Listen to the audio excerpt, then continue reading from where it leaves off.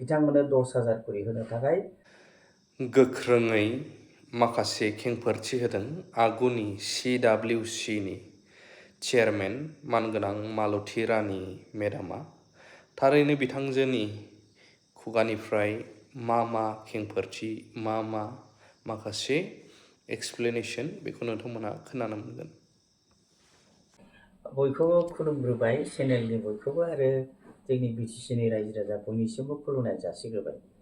जेरैबायदि प्रश्नखौ खालामबाय एकदम बे मोनसे लाजिथाव आरो मिनिथाव बायदिसो आं मोनदों आरोखि।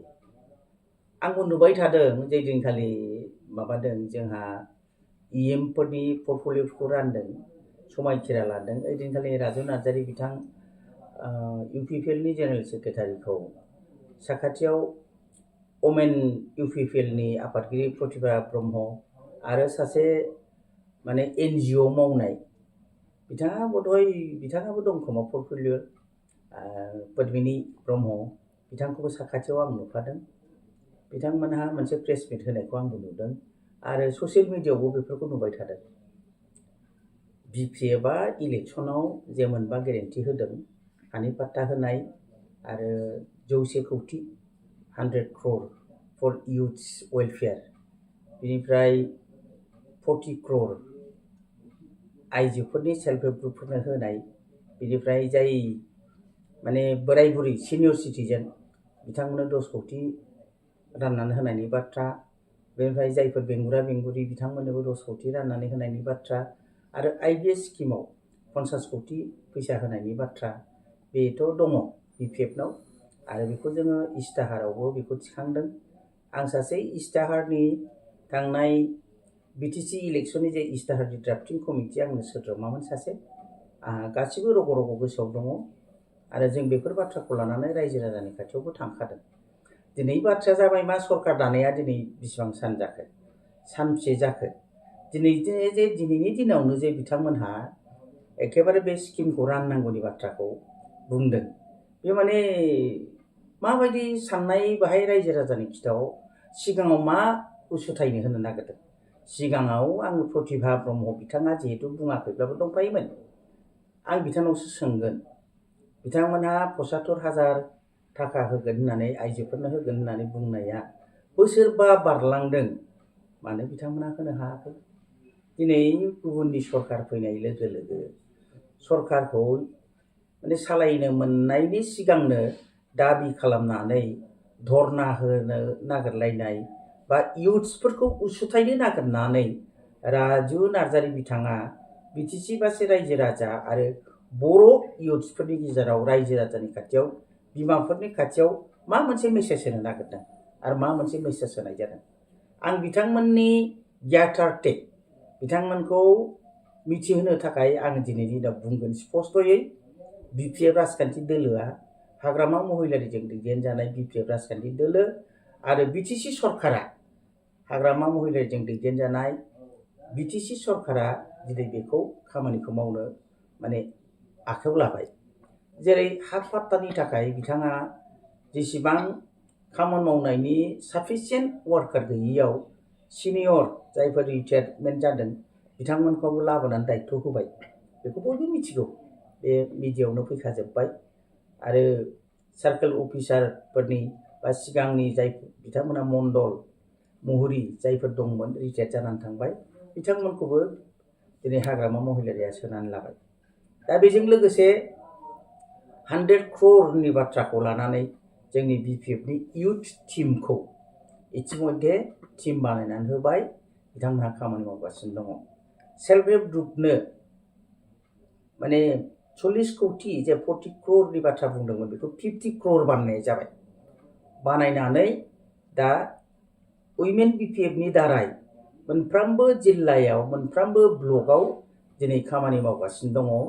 राजु नार्जारी नोंथां, इउपिपिएल नोंथांमोन, जोङो बहाय रावबो पार्टिखौ बासिनाय नङा आरो बहाय मोनफ्रोमबो दोलोनि मानसिफोरखौ जोङो ग्रुपआव दं जिहेतु जोङो रावखौबो एरखेनाय नङा। जों बयखौबो लाफानानैनो प्रत्येक ब्लकआव 833 सेल्फ हेल्प ग्रुपखौ बेबाराव इनक्लुड खालामनाय जागोन, बे जोंनि नटिफाइ जाबाय आरो जों बिनि सायाव खामानि मावगासिनो दङ। जों बयबो रायजो राजाखौ माने खावलायदों। बिनिफ्राय जे अरुणोदयाथ' स्टेटनि जिहेतु अरुणोदयखौ स्टेटआव लन्च खालामफिनदों। दा बिटिसिआव जोंहा सरकार गैथ'यैखाय हाग्रामा महिलारि सार बिथाङा बिटिसिनि पार्टखौ दोनथ'होदोंमोन थांनाय सेप्तेम्बर मासाव। दा बियो जोंनि गेजेराव फैफिनबाय। 4000 इच ब्लक पार्टि ब्लक मोनफ्रोमबो जोंनि समस्तियाव बिटिसि समस्तियाव 40टा समस्तियावनो 4000 बेनिफिसियारिसा बेजों बेनिफिट जागोन। दा बिनि खामानियाबो सोलिगासिनो दङ। बोराय बुरि आरो जायफोरखौ जोङो होनदों बिकलांग बिथांमोननोबो जों फान्ड होनो थाखाय जोङो दिनै सार्भे खालामगासिनो दङ। आरो आइबिएस स्किमाव जायफोर फिसा फिसौ मैगं थाइगं फाननानै जाग्रा, ना हमनानै जाग्रा, अमा दाननानै जाग्रा जायफोर दङ बिथांमोननो 10,000 खरि होनो थाखाय जोंहा सार्भेया सोलिगासिनो दङ। दा बिनि थाखाय जोंनो बोसोरबो नाङाखै, बिनि थाखाय जोंनो मासबो नाङाखै, लोगो लोगो जोंनि बे खामानिया जादों। आरो आंहा फोथायनाय दङ फैगौ डिसेम्बर मासनि गेजेराव बेफोर फैसाफ्रा बयनिबो एकाउन्टआव थांगोन।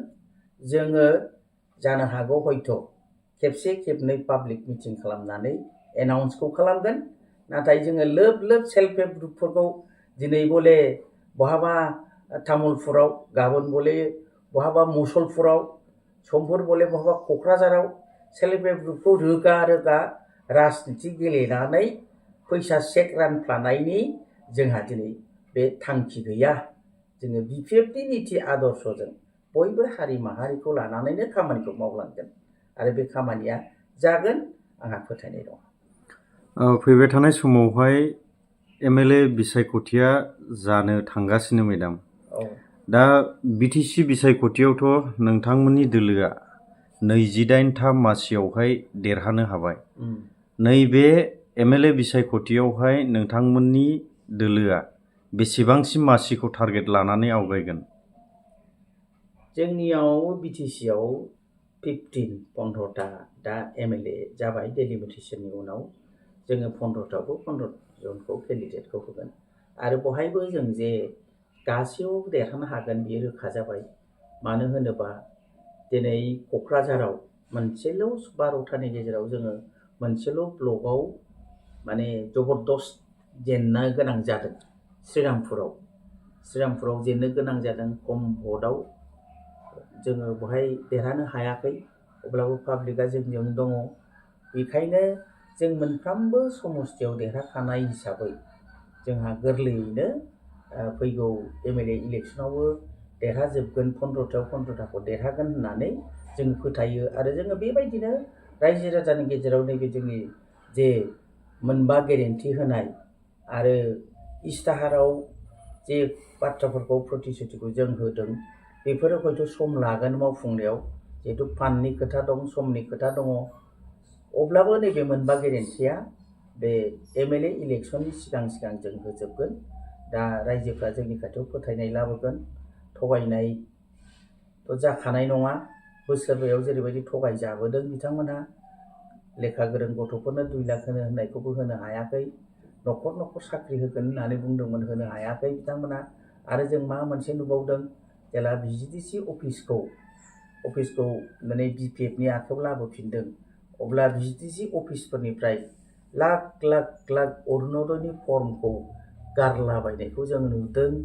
दा बे बेलायाव बिथांमोनहा जे इउपिपिएलनि फारसे एखेबारे फोथायनाया गैसिनला आरो नैबे एमएलए इलेक्सनसिम आरोबाव थासिनबावनाय नङा। बेनिखायनो जोङो 15टावबो देरहागोना बे रोखा। दा बे बेलायाव मोनसे खोथा बुंनो हागौ जे बिजेपिजों एलाइनआव दं होननानै, एनडिएजों दङ होननायखाय एलाइनआव फैगोन हयथ' साननो हागौ। नाथाय जोङो बिपिएफखौ बिजेपियासो सापर्ट खालामदों। बिपिएफखौ बिजेपिनोसो दरखार जादों। जोङो सेन्ट्रेलावबो स्टेटआवबो बिजेपि सरकार दं। जिहेतु जोंनि बे बिटिसि ओनसोलखौ जौगाखांनांगौनि सार्थ आरो बिटिसिखौ बासायनांगौनि 6 सिडिउलनि प्रभिजनजों जोङो बिटिसिखौ खुंनांगौनि सार्थआव जोङो दिनै NDA आव हाबदों नाथाय जोंनि बेवहाय सिट शेयारिं बा जोङो सरकारावसो एलाइन दङ नाथाय BTC आव जेरैबायदि जों हारसिंनो गेलेदों जोङो बे फैगौ 26नि जे MLA बिसायख'थि जागोन बेवहायबो जों 15थायाव 15ता केन्डिडेटखौ BPF आ होगोन। मेडाम सरकाराथ' नोंथांमोननिया दाबाय दा बिनि गेजेरावहाय BCDC ब्लक आरो TCLC नि जेसेबांनाखि डिपार्टमेन्टफोर दङ बियो दिनैसिमावहाय माबायदि कन्डिसनसिम आवगायनानै दङ बा माबायदि साक्सेसफुल जानानै दङ? दिनै मोनसे सरकारखौ खुंनांगौब्ला जोंना 6 शिड्युल प्रभिजन हिसाबै गावखुंथाय गोहो जोंनाव दंखाय BCDC आ जोबोद गोनां ओंखायनो हाग्रामा महिलारि बिथाङा सरकाराव फैनाय लोगो लोगो मोनफ्रोमबो ब्लकआव BCDC खौ दाफुंनानै लाबोनांगौनि बाथ्राखौ फोसावखाबाय। बे हिसाबै ब्लकफ्राव माखासे ब्लकना क्लियार जाबाय खिन्थु अफिसियेल नटिफिकेसन जायाखै। दा एसेखिनियावनो नैबेबो जोंनि थाखाय जोबोद मोजां जे जोङो इस्ताहारावबो होनाय दङ आरो जों बुंबाय थादों जे हाग्रामा महिलारि बिथाङा बा BPF राजखान्थि दोलोआ आइजोफोरनो 50% खथा होनाय जागोन।